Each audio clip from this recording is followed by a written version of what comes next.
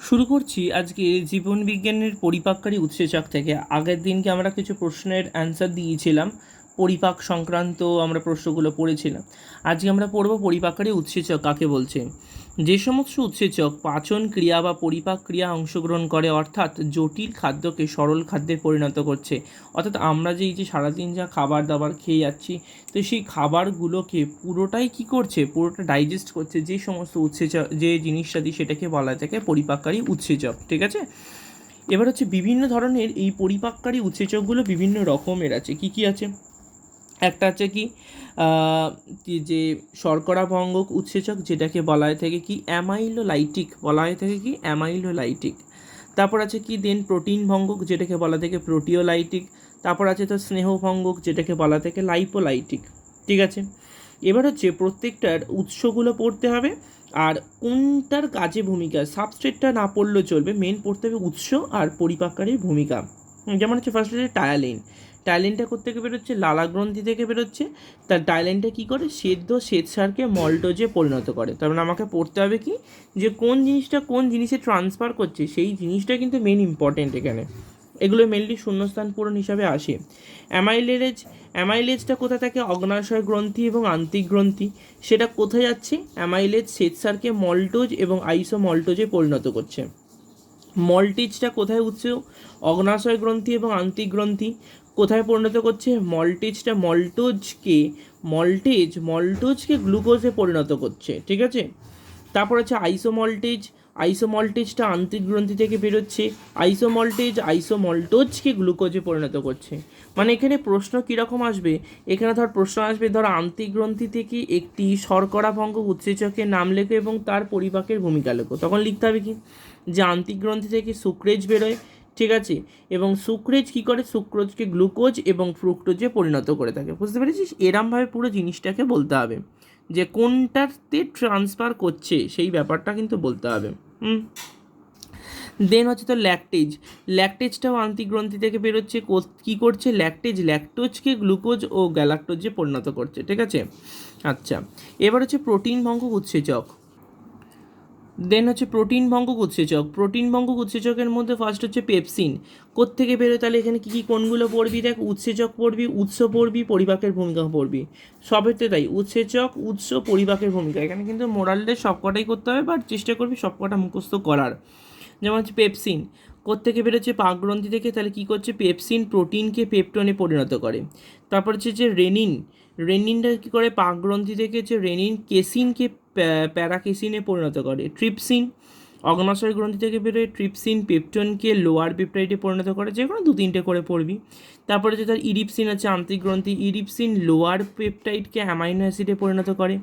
কাইমোট্রিপসিনটা অগ্নাশয় গ্রন্থি থেকে কী করে? দুগ্ধ প্রোটিনকে পেপটাইডে পরিণত করে থাকে। ঠিক আছে, আচ্ছা, এবার হচ্ছে ফ্যাট ভঙ্গক উৎসেচক হচ্ছে কি গ্যাস্ট্রিক লাইপেজ হচ্ছে পাকগ্রন্থি। সেটা কোথায় যাচ্ছে? গ্যাস্ট্রিক লাইপেজ ফ্যাটি অ্যাসিড এবং গ্লিসারলে পরিণত করছে। ওই অনেকে দেখবি পাকগ্রন্থি থেকে গ্যাস্ট্রিক লাইপেজটা বেরিয়ে গিয়ে কিন্তু এই ফ্যাটি অ্যাসিডটা হয়ে যায়, ওই জন্য পা ফুলে যায়, ওই ফ্যাটি অ্যাসিড থেকে হয়ে যায়। ঠিক আছে, তারপর হচ্ছে প্যানক্রিয়াটিক লাইপেজ থেকে কোথা থেকে বেরোচ্ছে? অগ্নাশয় গ্রন্থি। প্যানক্রিয়াটিক লাইপেজ ফ্যাটি অ্যাসিড এবং গ্লিসারলে পরিণত করে। ইনটেস্টিনাল লাইপেজ হচ্ছে কি আন্তিগ্রন্থি থেকে বেরোয়। লাইপেজ ফ্যাটি অ্যাসিড এবং গ্লিসারলে পরিণত করে থাকে। ঠিক আছে, এবার হচ্ছে কি, তাহলে এখানে তাই পড়বি উৎসেচক, উৎস এবং এর পরিপাকের ভূমিকাটা করবি। ঠিক আছে, আচ্ছা, নেক্সট হচ্ছে কি 3টির পার্থক্য: অ্যামাইলোলাইটিক উৎসেচক, প্রোটিওলাইটিক উৎসেচক এবং লাইপোলাইটিক উৎসেচক। ঠিক আছে, যেটা কিন্তু আগের দিন আমরা কিন্তু বলেছিলাম, যে মানে কোনটা কোন উৎসেচক, মানে যেটা আজকে পড়লাম, আগের দিন কেন বলছে আজকে, যে শর্করা, প্রোটিন এবং ফ্যাট কোনটার কী উৎসেচকের মধ্যে পার্থক্য, সেটা এখান থেকে পড়ে নেবি। যে উৎস, সাবস্ট্রেট এবং পরিপাকের স্থান, ক্রিয়ার ফলটা না পড়লেও চলে যাবে, ফার্স্ট 3টাকে পড়িস। হয়তো পরীক্ষা আসতে পারে অ্যামাইলোলার সঙ্গে প্রোটিওলাইটিক এটা আসতে পারে, অথবা প্রোটিওর সঙ্গে লাইপোলাইটিক আসতে পারে, যে কোনো দুটোর মধ্যে আসতে পারে। ঠিক আছে, এগুলোর মধ্যে যে কোনো দুটো আসতে পারে। এবার চলে যাচ্ছে আমরা পরের পেজেতে দেখ কী কী বলছে। ফার্স্ট অফ অল বলছে যে শোষণ, আত্তীকরণ এবং বহিষ্করণ। কি বলছে যে পদ্ধতিতে পাচিত সরল খাদ্য উপাদান ক্ষুদ্রান্তের আন্তরিক এপিথেলিয়াম অবস্থিত ভিলাইয়ের মাধ্যমে রক্ত এবং লসিকা প্রবাহে প্রবেশ করে তাকে বলা থেকে শোষণ। অর্থাৎ আমরা তো না খাবারগুলো খেয়ে গেলাম, তাহলে এবার খাবারগুলো খেয়ে নেওয়ার পর তো আমাদের শরীরে কী হবে, যে পুষ্টি জিনিসগুলো হচ্ছে কিসের মাধ্যমে শোষিত হবে, ভিলাইয়ের মাধ্যমে শোষিত হয়। তো আমাদের পেটের মধ্যে এরকম ভিলাই থাকে, প্রচুর পরিমাণে ভিলাই থাকছে। তো এই ভিলাইগুলোকে কী করছে, রক্ত লসিকা প্রবাহের মধ্যে প্রবেশ করছে, এটাকে বলছে শোষণ। তাহলে শোষণের স্থান কোথায়? শোষণের স্থান হচ্ছে ক্ষুদ্রান্ত। ক্ষুদ্রান্তের এপিথেলিয়ামে অবস্থিত ভিলাস এর মাধ্যমে শোষণ ক্রিয়া ঘটে থাকে এবং প্রত্যেকটা ভিলাসের কেন্দ্রে একটি ল্যাকটিয়াল থাকে। ঠিক আছে, তোরা যদি পরিষ্কার ছবিটাতে দেখিস তাহলে দেখতে পাবে ভিলাস, রক্তজালক, লসিকাবাহ। তো বলছে প্রত্যেকটা ভিলাসের কেন্দ্রে একটি করে ল্যাকটিয়াল বা লসিকাবাহ থাকে। তো এই ল্যাকটিয়ালটাকেই বলছে লসিকাবাহ। তাকে বেষ্টন করে রক্তজালক থাকে। কার্বোহাইড্রেট এবং প্রোটিনের সরল অংশ ভিলাইয়ের রক্তজালকে এবং ফ্যাটের সরল উপাদান লসিকাবাহী শোষিত হয়ে থাকে। তার মানে কি? তার মানে কার্বোহাইড্রেট এবং প্রোটিনের যে সরল অংশ সেইগুলো শোষিত হচ্ছে এবং ফ্যাটের সরল উপাদান সব কিন্তু শোষিত হয়ে যায়। ক্ষুদ্রান্তের শোষণের প্রধান স্থান হলেও পাকস্থলী এবং বৃহদন্ত্রে অল্প বিস্তর শোষণ ক্রিয়া ঘটে থাকে। তাহলে ক্ষুদ্রান্ত হচ্ছে কি শোষণের প্রধান স্থল, প্রত্যেক প্রধান স্থান বলা হয়ে থাকে, এটা তাহলে দাগ দিয়ে রাখবি। তাহলে পাকস্থলী আর বৃহদন্ত্রের মধ্যেও অল্প কিছু শোষণ ক্রিয়া ঘটে থাকে। বিশেষ করে জল, গ্লুকোজ, স্যালাইন, কয়েক প্রকার ভেষজ পদার্থ এই অঞ্চলে কিন্তু শোষিত হয়ে থাকে। ঠিক আছে, তাহলে কয়েক প্রকার ভেষজ পদার্থ কিন্তু এই অঞ্চলে শোষিত হয়। পদ্ধতি হচ্ছে কীরকম না, কতগুলো ভৌত প্রক্রিয়া শোষণে যেমন সাহায্য করে থাকে। ফার্স্ট পয়েন্ট হচ্ছে ব্যাপন।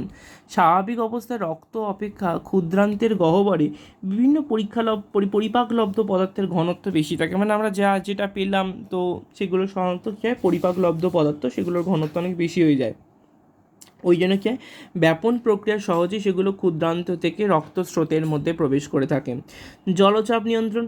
অধিক জলচাপগুলো ক্ষুদ্রান্তের এপিথেলিয়ামের মধ্যে দিয়ে জল এবং অন্যান্য দ্রবীভূত পদার্থের পরিস্রাবন ঘটায়। অভিস্রবণ চাপটা কী করে, ভিলাইয়ে রক্তজালকের অভিস্রবণ চাপ এবং রক্তচাপের থেকে 2 থেকে 3 গুণ বেশি হয়ে থাকে। ঠিক আছে, 2 থেকে 3 গুণ বেশি থাকে। তাই উচ্চ অভিস্রবণ চাপ ক্ষুদ্রান্তের গহ্বর থেকে তরল পদার্থকে রক্তে প্রবেশ করতে সাহায্য করে থাকে। তাহলে কি বলছে দেখ, বলছে ভিলাইয়ে রক্তজালকের অভিস্রবণ চাপ রক্তচাপের থেকে 2 থেকে 3 গুণ বেশি হয়ে থাকে। মানে রক্তজালকের যে চাপটা সেটা 2 থেকে 3 গুণ বেশি হয়ে যায়। এই উচ্চ অভিস্রবণ চাপ ক্ষুদ্রান্তের গহ্বর থেকে তরল পদার্থকে রক্তে প্রবেশ করাতে সাহায্য করে থাকে। নিষ্ক্রিয় এবং সক্রিয় পরিবহন কি? নিষ্ক্রিয় পরিবহনে বিশেষ ভৌত চাপের প্রয়োজন হয় না। যেমন হচ্ছে কি, তাহলে ভিলাইয়ের রক্তজালকের অভিস্রবণ চাপ রক্তচাপের থেকে 2 থেকে 3 গুণ বেশি থাকে। তাই জন্য উচ্চ অভিস্রবণ চাপ ক্ষুদ্রান্তের গহ্বর থেকে তরল পদার্থকে রক্তের মধ্যে প্রবেশ করাতে সাহায্য করে থাকে। তাহলে অভিস্রবণ চাপ থাকার জন্য এটা হয়ে থাকে। দেন হচ্ছে কি নিষ্ক্রিয় এবং সক্রিয় পরিবহন। নিষ্ক্রিয় পরিবহনে বিশেষ ভৌত চাপের প্রয়োজন হয় না।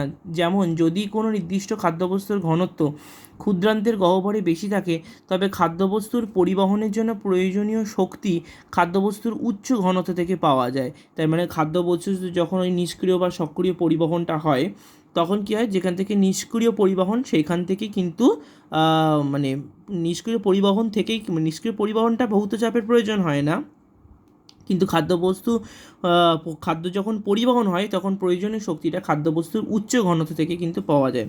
আর সক্রিয় পরিবহনে এক ধরনের বাহক পদ্ধতি কাজ করে। এক্ষেত্রে বাহক পদ্ধতি এটিপি হচ্ছে শক্তি সরবরাহ করে থাকে, মানে এটিপি থেকে মেন শক্তিটা পেয়ে থাকে। এবার হচ্ছে আত্তীকরণ। আত্তীকরণ হচ্ছে যে প্রক্রিয়া শোষিত সরল খাদ্য কোষের প্রোটোপ্লাজমের অংশীভূত হয়ে থাকে সেটাকে বলা থাকে আত্তীকরণ। অর্থাৎ মানুষ যে খাওয়া দাওয়া করছে তার শরীর তো আস্তে আস্তে কি মোটা হচ্ছে বা তার শরীরের মধ্যে যে পুষ্টিটা ঢুকছে সেটা হচ্ছে কি খাদ্যকোষের প্রোটোপ্লাজমে অংশীভূত হচ্ছে। ঠিক আছে, আমাদের শরীরে যে মাংস বৃদ্ধি পাচ্ছে সেটা কি বলছে, কিন্তু প্রোটোপ্লাজম অংশীভূত হচ্ছে, সেটাকে বলা আত্তীকরণ। আচ্ছা, এবার এইখানটা আর পড়ার দরকার নেই, বহিষ্করণ চলে যাব। বহিষ্করণটা কি বলছে, যে প্রক্রিয়া অপাচ্য খাদ্যবস্তু থেকে দেহ থেকে নির্গত হয় এবং তাকে বলা থেকে বহিষ্করণ। পরিপাক এবং শোষণের পর অপাচ্য যে খাদ্যবস্তু সেটা কি হয়ে যায়, খাদ্যবস্তু ক্ষুদ্রান্ত থেকে বৃহদান্ত্রে আসে এবং সেখানে বিশেষ প্রক্রিয়ার মলে পরিণত হয়। সাময়িকভাবে মলাশয়ে মলটা সঞ্চিত থাকার পর পায়ু দিয়ে দেহের বাইরে নির্গত হয়ে যায়। নেক্সট হচ্ছে বিপাক। বিপাক কাকে বলছে, বিপাকটা হচ্ছে আমাদের এই শরীরের মধ্যে যে খাবারটা ভাঙছে, অর্থাৎ এই যে দেখ বলছে জীবের প্রাণ ধারণের জন্য সজীব কোষের প্রোটোপ্লাজমে অবিরাম যে সমস্ত সংশ্লেষমূলক এবং ভাঙনমূলক যে কাজগুলো হয়ে যাচ্ছে, রাসায়নিক পরিবর্তনগুলো ঘটে চলছে, তাদের সমষ্টিগত বিপাক বা মেটাবলিজম বলা হয়ে থাকে, তাদেরকে বলা থাকে সমষ্টিগতভাবে বিপাক বলা হয়। তাহলে বিপাক হচ্ছে কত ধরনের হয়ে থাকে? দুটো ধরনের হয়ে থাকে, একটা হচ্ছে উপচিতি বিপাক, একটা অপচিতি বিপাক বলা হয়ে থাকে। তো উপচিতি, যেসব গঠনমূলক বিপাক ক্রিয়ায় কোষের মধ্যে কোনো পদার্থ সংশ্লেষিত হওয়ায় জীবদের শুষ্ক ওজন বৃদ্ধি পায় তাকে বলা থাকে কিন্তু উপচিতি বিপাক বলা হয়। তাহলে উপচিতি বিপাক কাকে বলা থাকে? যে সমস্ত গঠনমূলক বিপাক ক্রিয়ায় কোষের মধ্যে কোনো পদার্থ সংশ্লেষিত হওয়ার জন্য জীবদেহের শুষ্ক ওজন বৃদ্ধি পায় তাকে উপচিতি বিপাক বলা হয়ে থাকে। সালোক সংশ্লেষ পুষ্টি দুটো হয়ে থাকে, কারণ দেখ সালোক সংশ্লেষ হলে উদ্ভিদের বৃদ্ধি করবে, পুষ্টি হলে কী হবে? প্রাণীদের বৃদ্ধি করবে। অপচিতি কি? অপচিতি যে প্রক্রিয়া জীবদের শুষ্ক ওজন হ্রাস পায়, যেমন হচ্ছে শ্বসন এবং রেচন। শ্বসন হচ্ছে কী হবে? শ্বসন হলে উদ্ভিদের ক্ষেত্রে শ্বসন হচ্ছে, তার মানে কমে যাচ্ছে, আর মানুষদের ক্ষেত্রে কিছু রেচন হচ্ছে, তার রেচনের ক্ষেত্রে কমে যাচ্ছে। উপচিতি এবং অপচিতি বিভাগের মধ্যে পার্থক্য, ঠিক আছে, ওই শুষ্ক ওজন বৃদ্ধি পায় মোটামুটি সংজ্ঞা থেকে এই দুটো পয়েন্টকে লেখা আছে, ওই জন্য এখানে বললাম না, 3টে পয়েন্টই পড়তে হবে। নেক্সট চলে আসছে কি বিপাকের তাৎপর্য। বিপাক কি না, বিপাকের 3টে তাৎপর্য আছে। কী কী? খাদ্যের মধ্যে কার্বোহাইড্রেট, প্রোটিন, ফ্যাটকে বিশ্লিষ্ট করে যে সক্রিয় শক্তি সেটা মুক্তি ঘটানো, এবং এই শক্তি ব্যয় করেই কোষের সকল প্রকার জৈবিক ক্রিয়াগুলো সম্পন্ন হয়ে থাকে। তারপর সেকেন্ড পয়েন্ট হচ্ছে দেহের বিপাকজাত অতিরিক্ত নাইট্রোজেনকে দূষিত পদার্থে পরিণত করে মূত্রের সঙ্গে নির্গত করে থাকে, ঠিক আছে। তাহলে নাইট্রোজেনকে কী করে? দূষিত পদার্থগুলোকে পরিণত করছে এবং মূত্রের সাথে নির্গত করছে। আর 3 নম্বর পয়েন্ট হচ্ছে রাসায়নিক বস্তুকে ভেঙে বা অন্য বস্তুতে পরিবর্তিত করে কোষের মধ্যে সরবরাহ করে থাকে। তাহলে রাসায়নিক বস্তুকে ভাঙছে এবং অন্য বস্তুতে পরিবর্তিত করে কোষের মধ্যে সরবরাহ করে থাকে। নেক্সট পয়েন্ট হচ্ছে খাদ্য গ্রহণ, শক্তি চাহিদা এবং সংশ্লিষ্ট সমস্যা। মানে কীরকম বলছে? সুষম খাদ্য সম্পর্কে ধারণা। বলছে যে সমস্ত খাদ্য দেহের ক্যালোরি চাহিদা যোগান দিতে পারে। সুষম খাদ্য মানে যে সমস্ত খাবারগুলো আমাদের দেহের মধ্যে প্রয়োজনীয় শক্তি দেবে, সেটাকেই বলছে মেনলি। তো বলছে দেখ, দেহের ক্যালোরি চাহিদা যোগান দিতে পারবে, কলাকোষের বৃদ্ধি, গঠনমূলক কার্যকলাপ বজায় রাখতে পারবে এবং দেহের শারীরবৃত্তীয় কার্যাবলীগুলোকে সুষ্ঠুভাবে নিয়ন্ত্রণ করতে পারবে, তাকে বলা থাকে সুষম খাদ্য বা ব্যালেন্স ডায়েট বলা থাকে। সুষম খাদ্যের মধ্যে যে সমস্ত খাদ্য উপাদানগুলো এখানে বলছে, সুষম খাদ্য উপাদানগুলো যথাযথ অনুপাতে থাকে সেগুলো হচ্ছে কী কী? কার্বোহাইড্রেট, প্রোটিন, ফ্যাট, ভিটামিন, খনিজ লবণ, জল, সব কটা জিনিসই কিন্তু থাকছে। খাদ্যের প্রধান 3টি উপাদান বেশি পরিমাণে থাকে, ঠিক আছে। তাহলে প্রধানত প্রথম 3টি উপাদান, প্রথম 3টি মানে কার্বোহাইড্রেট, প্রোটিন, ফ্যাট, এই 3টি উপাদান কিন্তু বেশি থাকতেই হবে। এবং তারা কি করছে? তার দ্বারা দেহের মধ্যে ক্যালোরির যে চাহিদা সেটাকে পূরণ করতে পারছে, আর কি করছে? দেহের বৃদ্ধি, কলাকোষের গঠনমূলক কাজ, মেরামতির সঙ্গে যুক্ত করছে। ভিটামিন, খনিজ লবণ, জল দেহের চাহিদা অনুসারে কম প্রয়োজন হয়ে থাকে। শেষোক্ত খাদ্য উপাদানগুলো দেহের বিভিন্ন রকম রাসায়নিক প্রক্রিয়ার সঙ্গে জড়িত হয়ে থাকে এবং খনিজ লবণ কলাকোষের কাঠামোতে প্রবেশ করে এবং দ্রবীভূত অবস্থায় অম্ল ক্ষারের যে সাম্যাবস্থা এটা বজায় রাখতে সাহায্য করে থাকে, ঠিক আছে। তো অম্ল ক্ষারের যে সাম্যাবস্থা এটাকে কিন্তু বজায় রাখতে সাহায্য করে। মেন হচ্ছে সংজ্ঞাটা কি বলছে? ব্যক্তিবিশেষের পুষ্টি সাধন এবং স্বাভাবিক বৃদ্ধি, কর্মশক্তি উৎপাদন এবং দৈহিক ক্ষয়পূরণ ইত্যাদির জন্য যে প্রয়োজনীয় কার্বোহাইড্রেট, প্রোটিন, ফ্যাট, খনিজ লবণ, ভিটামিন, জল, এই দুটি উপাদান নির্দিষ্ট আনুপাতিক মিশ্রণে প্রস্তুত যে খাদ্য থেকে উপযুক্ত পরিমাণে ক্যালোরি পাওয়া যায়, তার মানে যে সমস্ত খাদ্য উপাদানগুলো থেকে কী পাওয়া যাচ্ছে? ক্যালোরি পাওয়া যায়, তাকে কিন্তু বলা থেকে সুষম খাদ্য বলা থাকে। তাহলে সুষম খাদ্য বলতে কী বোঝাচ্ছে? যখন এইটাই কিন্তু বলা হবে, ঠিক আছে। তাহলে সুষম খাদ্য বলতে গেলে কোনো নির্দিষ্ট খাদ্য উপাদান মানে ডিম বা দুধ এরকম কাউকে কিন্তু বোঝানো হয় না। কাকে বোঝানো হচ্ছে? ওই জন্য দেখ বলছে সুষম খাদ্য হচ্ছে বিভিন্ন খাদ্যবস্তুর এমন একটা সমাহার যার মধ্যে খাদ্য উপাদানের সবকটা পরিমাণ মানে নির্দিষ্ট পরিমাণে থাকবে এবং যেটা থেকে কর্মশীলতার জন্য উপযুক্ত পরিমাণে কিন্তু ক্যালোরি পাওয়া যাবে।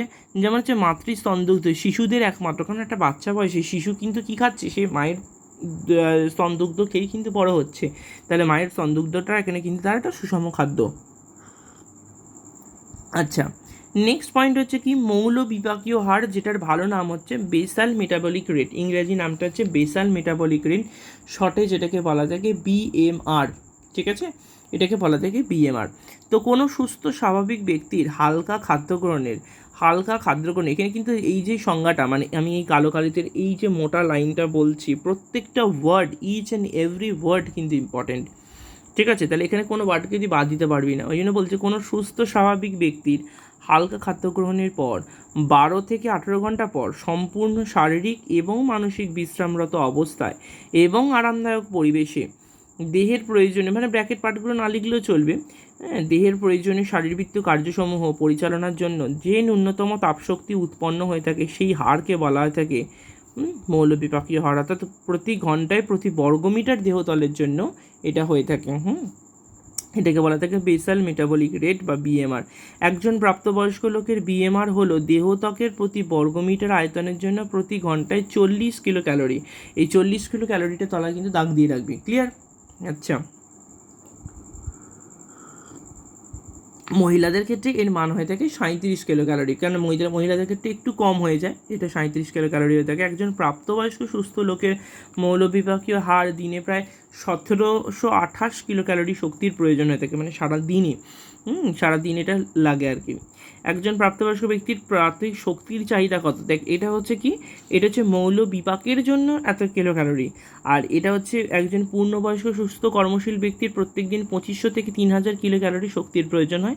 শক্তি তিন প্রকার খাদ্য থাকে, কী কী? কার্বোহাইড্রেট, প্রোটিন এবং ফ্যাট থেকে আহরিত হয়ে থাকে মেন খাদ্য।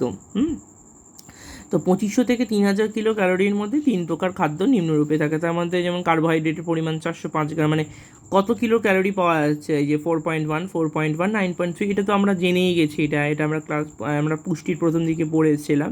তো কতটা শক্তি আমরা পাচ্ছি সেই ক্যালোরির হিসাবটা এখানে দিয়ে দিয়েছে, ঠিক আছে? মানবদেহে বিপাকীয় গোলযোগ, অবভিয়াসলি দেখ, পেট থাকলে পেট খারাপ হবে, তাই তো? তাহলে আমাকে বলছে যে আমি যদি দিবারাত্র হচ্ছে পুষ্টিগত খাবার যদি খেয়ে তাকে তো রেস্ট দিতে হবে। তো তখন কি বলছে পূর্বে উল্লেখ করা আছে যে কোষের মধ্যে দিবারাত্র বিভিন্ন ধরনের রাসায়নিক বিক্রিয়া ঘটছে, সমষ্টিগত ফলটাই হচ্ছে বিপাক।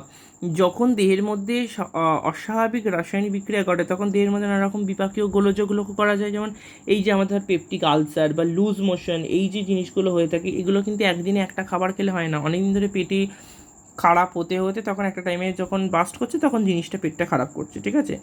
যকৃৎ এবং অগ্ন্যাশয়ের ক্রিয়া ব্যাহত হলে নানা রকম বিপাকজনিত গোলযোগ লক্ষ্য করা যায়। অনেক সময় কী হয়, যকৃৎ কাজ করে না, অনেক সময় অগ্ন্যাশয় কাজ করছে না, তখন কিন্তু এগুলো হয়ে থাকে। নেক্সট পয়েন্ট হচ্ছে কি, মানুষের বিপাকজনিত কিছু গোলযোগ আছে, কি যে নাম হচ্ছে কি, হাইপার থাইরয়েডিজম, মানে থাইরয়েডটা বেড়ে যায়, ঠিক আছে? আর এটা হচ্ছে হাইপোথাইরয়েডিজম, মানে কমে যায়। Type 1 diabetes mellitus, type 2 diabetes mellitus. Obesity মানে মোটা, আর্থারাইটিস হচ্ছে পায়ের গাঁটে গাঁটে ব্যথা, অ্যাথেরোস্ক্লেরোসিস উচ্চ রক্তচাপ, লিভার সিরোসিস। প্রত্যেকটা কিন্তু ইম্পর্টেন্ট, মানে এখানে প্রশ্ন আসতে পারে যে বিপাকীয় গোলযোগে কী রোগ হয়ে থাকে, তখন এই নামগুলো 2-3টে লিখতে হবে। ফার্স্ট পয়েন্ট হচ্ছে হাইপার থাইরয়েডিজম, থাইরয়েড গ্রন্থি থেকে থাইরক্সিন নিঃসরণ করে বলে এই রোগ হয়ে থাকে। এই রোগ গিয়ে হৃদগতিটাকে বাড়িয়ে দেয়, রক্তচাপ বৃদ্ধি পায়, বিএমআরটা বৃদ্ধি পেয়ে যায়, গলগণ্ড বৃদ্ধি পায়। এই যে গলগণ্ড হচ্ছে কী হয়, গলার মধ্যে কি থাকে, থাইরয়েড গ্রন্থি থাকে। তো থাইরয়েড গ্রন্থিটা যদি বেশি হয়ে যায় তার মানে গলগণ্ড হবে, তার মানে গয়েটার রোগ হবে, এইটাকে বলা থাকে গয়েটার রোগ। তো গলগণ্ডটা বৃদ্ধি পাচ্ছে, এই যে এই কম্বলের মতো করে এটা বড় হয়ে যায়। হাইপোথাইরয়েডিজম কী হবে, থাইরক্সিন কম ক্ষরণে এটা হয়ে থাকে, বিএমআর কমে যাবে, বিশেষ করে হৃদগতি কমে যায়, অস্বাভাবিক ওজন বৃদ্ধি পেয়ে যাবে। শিশুদের থাইরক্সিন ক্ষরণ কমে গেলে ক্রেটিনিজম রোগ হয়ে থাকে এবং শিশুদের মানসিক বুদ্ধি হয় না, মানসিক বৃদ্ধি মানে বারটা ঠিকঠাক মতো হবে না, মানে দেখা হয় কেউ বুড়োর মার্কা হয়ে গেছে অথবা কেউ বাচ্চাদের মতো থেকে গেছে, তার দাড়ি গোপ কিছুই গজায়নি। এবার হচ্ছে ডায়াবেটিস মেলিটাস, ইনসুলিন হরমোনের কম ক্ষরণেরই রোগ হয়ে থাকে। এই রোগের মধ্যে রক্তে শর্করার পরিমাণটা কী হয়ে যায়, বেড়ে যায়। অবভিয়াসলি এখনকার দিনে অনেক ম্যাক্সিমাম মানুষ হচ্ছে ডায়াবেটিস মেলিটাস আক্রান্ত হয়ে থাকে। এই রোগে রক্তের শর্করার পরিমাণটা বেড়ে যায়, ওজন হ্রাস পেয়ে যায়। যাদের সুগার হয় না তারা হঠাৎ করে দেখা যায় রোগা হয়ে যাচ্ছে, বারবার মূত্র ত্যাগ হয়, ঘন ঘন তৃষ্ণা পায়, রক্তে শর্করার পরিমাণ বেড়ে যায়। যে সমস্ত, ওই জন্য দেখবি পেজের নিচের দিকে লেখা আছে রক্তে স্বাভাবিক হচ্ছে 80 থেকে 120 mg শর্করার পরিমাণ, ঠিক আছে? তো ডায়াবেটিস ইনসুলিন নির্ভর করে সেই প্রকার ডায়াবেটিসকে বলা থাকে টাইপ 1 ডায়াবেটিস। আর যে সমস্ত ডায়াবেটিস ইনসুলিন নির্ভর নয়, মানে কেউ দেখবে সুগারের শুধু ওষুধ খায়, সেগুলোকে বলা থাকে টাইপ 2 ডায়াবেটিস। আর যারা ইনসুলিন নেয় তাদের ক্ষেত্রে বলা থাকে টাইপ 1 ডায়াবেটিস। আচ্ছা, নেক্সট হচ্ছে কি, স্থূলতা বা ওবিসিটি মানেটা কি? আমাদের দেশের প্রায় 4 ভাগের 1 ভাগ হচ্ছে মানুষ অতিরিক্ত ওজন বা স্থূলতা বা ওবিসিটির শিকার, মানে কি হচ্ছে পেটের মধ্যে ভুঁড়ি থাকবে। স্থূলতা বলতে গেলে বোঝায় আদর্শ ওজন অপেক্ষা, মানে একটা মানুষের বয়স অনুযায়ী একটা ওজন থাকে, ওজন থেকে যদি 20% বেশি ওজন, ওজন বৃদ্ধি, রক্তচাপ বৃদ্ধি, হৃদরোগ, ডায়াবেটিস, ফুসফুসের মধ্যে ওটু গ্রহণের পরিমাণ হ্রাস করে দেয়, কারণ সে তো নিঃশ্বাস নিতে পারবে না, নিঃশ্বাসের যে লাইনগুলো পুরোটাতে চর্বি জমে গেছে, ওই জন্য মধ্যচ্ছদ সঞ্চালন আর পেটে তো পুরোটাই চর্বিতে ভর্তি, তাহলে সঞ্চালনটা করবে কোথায়? এই যে পেটের, এই যে দেখ এই পেটের দেখবি বুকের এই নিচটা করে আমরা পড়েছিলাম মধ্যচ্ছদা থাকে, তাহলে মধ্যচ্ছদা থাকে তো ডাউন হতে হবে, তবেই তো বুকটা খুলবে, তাহলে মধ্যচ্ছদাটা তো সেম ফিক্স জায়গায় রয়ে গেছে, তাহলে বুকটা যদি না ফোলে, মানে বুকের মধ্যে অক্সিজেনটা ঢুকলে বুকটা ফুলবে, তো সেই অক্সিজেন ঢোকার মতো তো জায়গা তৈরি হচ্ছে না, সেই জন্য কী হচ্ছে, অক্সিজেন ক্ষমতা কমে যাচ্ছে, হাঁপিয়ে পড়ছে মানুষ। স্থূলতার কারণ কি? স্থূলতা পরিলক্ষিত হয় যখন গৃহীত ক্যালোরি বা শক্তির পরিমাণ শারীরবৃত্তীয় কাজে ব্যয়িত শক্তি অপেক্ষা অধিক হয়ে যায়, মানে আমার শক্তি খরচ করা দরকার 500, আমার দেহের মধ্যে শক্তি তৈরি হচ্ছে 1000, তার মানে তো সে আরও মোটা যাবে না, বাড়তি ক্যালোরি, আমার দরকার 3000 কিলো ক্যালোরি শক্তির প্রয়োজন, আমার শরীরে প্রডিউস হচ্ছে 5000 কিলো ক্যালোরি, তাহলে কখনোই এটা সম্ভব নয়, ঠিক আছে? কখন তাহলে শরীর আস্তে আস্তে মোটা হবে, বাড়তি ক্যালোরি বা শক্তি শরীরের মধ্যে অ্যাডিপোজ বা ফ্যাট রূপে সঞ্চিত হয়ে যায়। স্থূলতার কুফল কী কী? নানা রকম শারীরবৃত্তীয় অঙ্গসংস্থান, মানসিক সমস্যা, এগুলো তৈরি হয়ে থাকে। উচ্চ রক্তচাপ, উচ্চ রক্তচাপ কি? রক্তবাহের গাত্রে যে পার্শ্বচাপ পরিলক্ষিত হয় সেটাকে বলা থাকে রক্তচাপ বলা হয় রক্তের প্রবাহকালে।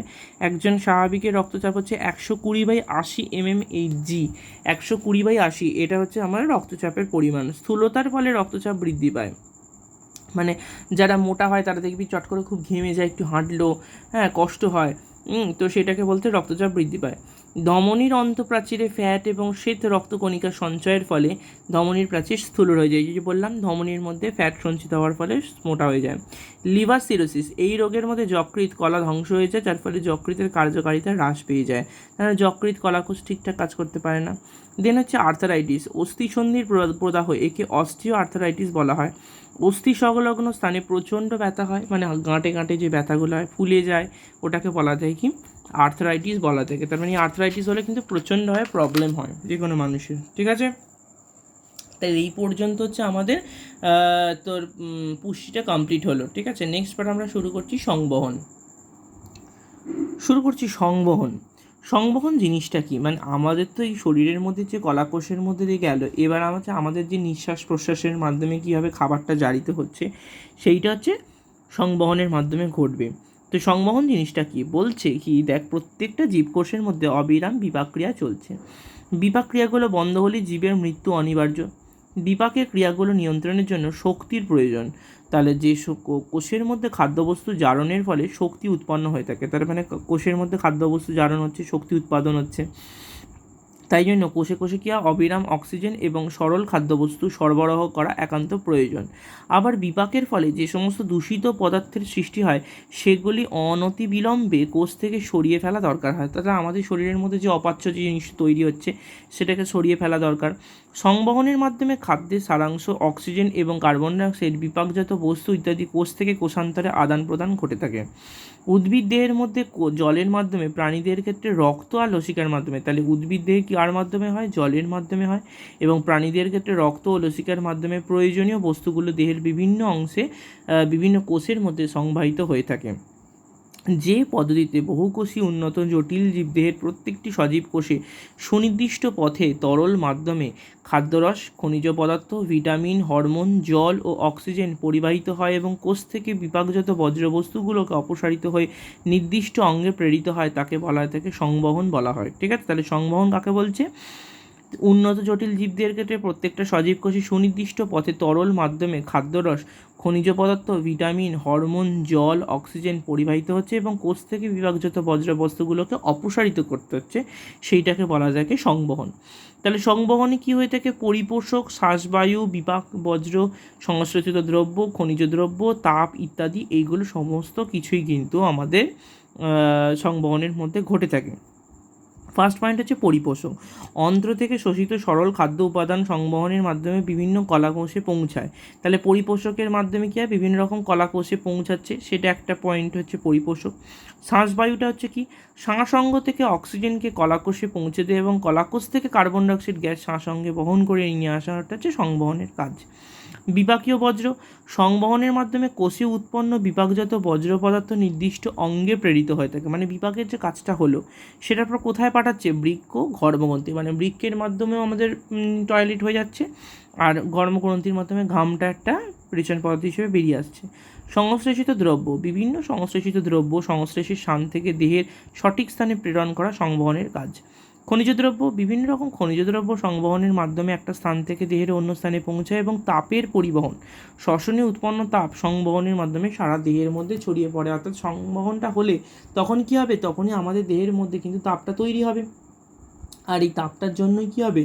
তাপটার জন্যই হচ্ছে মেন আমাদের যে দেহের মধ্যে যে সমস্ত কার্যকলাপ সেগুলোকে নিয়ন্ত্রণ করতে পারবো। এবার হচ্ছে দেখ, সংবহনতন্ত্রের উপাদান কি কি আছে? রক্ত, রক্তবাহ, হৃৎপিণ্ড। রক্তটা কি? রক্তটা হচ্ছে দেহের একটা তরল যোগ কলা, যেটা শিরা ধমনির মধ্যে এবং হৃৎপিণ্ডের গহ্বরে অবস্থান করে থাকে। রক্তের লোহিত কণিকার মধ্যে হিমোগ্লোবিন নামক একটা সংযুক্ত প্রোটিন থাকার জন্য রক্তটা কি হয়ে থাকে? লাল বর্ণের হয়ে থাকে। ঠিক আছে, তাহলে রক্তটা কি হচ্ছে? লাল বর্ণের হচ্ছে। রক্তবাহ, যে নালীর মধ্য দিয়ে রক্তটা পরিবাহিত হচ্ছে সেটাকে বলা থেকে কি? রক্তবাহ বলা থেকে। তাহলে যে নালীর মধ্য দিয়ে রক্তটা পরিবাহিত হচ্ছে তাকে বলা থেকে রক্তবাহ। রক্তবাহ তিন প্রকার হয়, একটা হচ্ছে শিরা, একটা হচ্ছে ধমনী, আর একটা হচ্ছে জালক। ঠিক আছে, তিনটে জিনিস কী কী হচ্ছে? তাহলে যে নালীর মধ্য দিয়ে রক্তটা যাচ্ছে সেটাকে বলা থাকে রক্তবাহ। শিরা, যে রক্তবাহ দিয়ে সারা দেহ থেকে রক্ত হৃৎপিণ্ডে ফিরে আসছে, তার মানে কি? শিরা দিয়ে হৃৎপিণ্ডে ফিরে আসছে, ওই জন্য দেয় শিরা দিয়ে হৃৎপিণ্ডে ফিরে আসছে। তার মানে এই যে শিরাটা যদি কোথায় আসছে? হৃৎপিণ্ডে ফিরে আসছে, তাহলে সেটাকে বলা যায় কিন্তু শিরা বলা হয়। তাহলে শিরার প্রাচীরটা কীরকম? দেখ, ওই জন্য দেখ লেখা আছে শিরার প্রাচীর হচ্ছে পাতলা, গহ্বর বড় হয়ে থাকে। তার পাতলাটা হয়ে থাকে আর গহ্বরগুলো বড় বড় হয়। শিরার মধ্যে কপাটিকা থাকে। তাহলে তিনটে পয়েন্ট পেয়ে গেলাম, প্রাচীর পাতলা, গহ্বর বড়, পা কপাটিকা থাকে। ধমনী তার মানে ঠিক অপোজিট হবে। তাহলে যে রক্তবাহ দিয়ে রক্ত হৃৎপিণ্ড থেকে সারা শরীরের মধ্যে ছড়িয়ে পড়বে সেটাকে বলা থাকে ধমনী। তাহলে ধমনীর প্রাচীর কী হবে? এর ক্ষেত্রে পাতলা ছিল, এটা কী হবে? পুরু হবে। এর গহ্বরটা বড় ছিল, এর গহ্বরটা ছোট হবে। এর মধ্যে কপাটিকা ছিল, এখানে কী হবে? কপাটিকা থাকবে না। ঠিক আছে, জালক কী বলবে? শিরা এবং ধমনীর সংযোগস্থলে পাতলা প্রাচীর বিশিষ্ট যে সূক্ষ্ম নালীগুলি জালের মতো অবস্থান করে তাকে বলা থাকে রক্ত জালক বলা থাকে। তার মানে সেই জিনিসটাকে কি বলছে? রক্ত জালক। তাহলে ধমনী আর শিরার মধ্যে পার্থক্য এইখানে পয়েন্টগুলো থেকে করে নিতে পারবি। ঠিক আছে, আচ্ছা, নেক্সট পয়েন্ট হচ্ছে কি? হৃৎপিণ্ড। হৃৎপিণ্ডটা কী করছে? যে পাম্প বা যন্ত্র অবিরাম স্পন্দিত হয়ে সারা দেহের মধ্যে রক্ত সঞ্চালন করে সেটাকে বলা থাকে হৃৎপিণ্ড। তার মানে হৃৎপিণ্ডটাই কিন্তু সারা দেহের মধ্যে রক্তটাকে ছড়িয়ে দিচ্ছে। হৃৎপিণ্ড বক্ষগহ্বরে ফুসফুসের মাঝখানে অবস্থান করছে। হৃৎপিণ্ডটি কীরকম হয়ে থাকে? শাঙ্কবাকার হয়ে থাকে। এটি দ্বিস্তরী পেরিকার্ডিয়াম পর্দা আবৃত থাকে। প্রাপ্তবয়স্ক ব্যক্তির হৃৎপিণ্ড মিনিটে গড়ে 72 বার করে স্পন্দিত হয়ে থাকে। তার মানে এই 72 বার থেকে যখন কমে যায় তখনই প্রবলেম হয়ে যায়। হৃৎপিণ্ডের স্পন্দন কবজির ওপর রেডিয়াল ধমনী, এই যে আমাদের বাঁ হাতের যে কবজিটা আছে ওই জন্য দেখবি দুটো হাতেই পাওয়া যায়, মেনলি বাঁ হাতের কবজি থেকেই মেন এটা হয়। এই জন্য দেখবি বাইরে থেকে আলতো করে চেপে ধরলে ধমনীর স্পন্দনটা অনুভব করতে পারবে এবং কতবার স্পন্দিত হচ্ছে সেটা বুঝতে পারবে। তো কোন ধমনীটাকে চাপা হয়? রেডিয়াল ধমনীটাকে অনুভব করা হয়। এটাকেই বলা যায় কি? পালস বিট বলা থাকে। এটাকে বলা থাকে পালস বিট। ঠিক আছে, তো এই এতটা অবধি আমি আজকে পড়ালাম। পরের দিনে আমরা সংবহনের প্রকারভেদ থেকে আমরা পরের দিন শুরু করব। ঠিক আছে, তো মেন আরেকটা জিনিস সেটা হচ্ছে কি, যে চিংড়ি, কাঁকড়া, শামুক প্রভৃতি রক্ত তাম্র ঘটিত রঞ্জক হিমোসায়ানিন থাকার জন্য রক্তটা নীল হয়ে থাকে, এবং পতঙ্গদের রক্তে কোনো রকম রঞ্জক না থাকা এটি বর্ণহীন হয়ে থাকে। দেখবি আমার কোয়েশ্চেনের মধ্যে দুটোই আছে, এদের রক্ত নীল কেন আর এদের রক্ত বর্ণহীন কেন। ঠিক আছে, দুটোই কিন্তু ভেরি ইম্পর্টেন্ট একটা পার্ট। ঠিক আছে, এর পরের দিন আমরা সংবহনের প্রকারভেদ থেকে আমরা পরের দিন পড়াটা শুরু করব। তো এতটা অবধি হচ্ছে আমাদের আজকের পড়া। ঠিক আছে, কেউ বুঝতে না পারলে বলবি, আমি বলে দেবো।